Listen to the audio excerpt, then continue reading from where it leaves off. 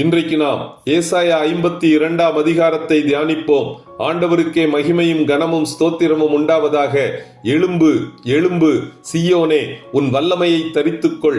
பரிசுத்த நகரமாகிய எருசலேமே, உன் அலங்கார வஸ்திரங்களை உடுத்திக்கொள். பாபிலோனுக்கு சிறைப்பட்டு போனவர்கள் விலையின்றி விற்கப்பட்டார்கள், பணமின்றி மீட்கப்படுவார்கள்.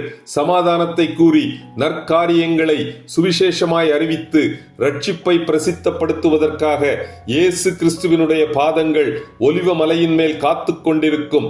கர்த்தர் தம்முடைய ஜனங்களுக்கு ஆறுதல் செய்து எருசலேமை மீட்டுக் கொள்வதை எல்லா ஜாதிகளின் கண்களும் காணும். என் ஜனங்கள் பாபிலோனிலிருந்து தீவிரித்து புறப்படுவது இல்லை, அவர்கள் ஓடிப்போகிறவர்கள் போல் ஓடிப்போவதும் இல்லை.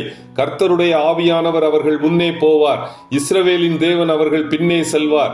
என் தாசனாகிய இயேசு கிறிஸ்து யூத ஜனங்களால் ஒப்புக் கொடுக்கப்பட்டாலும் அதிக ஞானமாய் நடப்பார். அவர் சிலுவையில் அறையப்பட்டு மரித்தாலும் உன்னதத்திற்கு ஏறி மேன்மை அடைவார். அவருடைய முகப்பார்வையும் ரூபமும் பார்ப்பதற்கு சகிக்க கூடாதபடி அகோரமாக மாறி அந்த கேடு அடைந்தாலும் அவர் அதை மனதில் கொள்ளாமல் அநேகம் ஜாதிகள் மேல் தமது ரட்சிப்பை விளங்க பண்ணுவார்.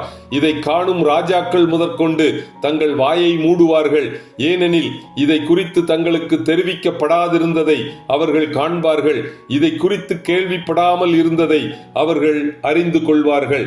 இத்துடன் ஏசாயா 52 அதிகாரம் முடிவடைகிறது. கர்த்தர் தாமே நம் எல்லோரையும் ஆசீர்வதிப்பாராக. ஆமென்.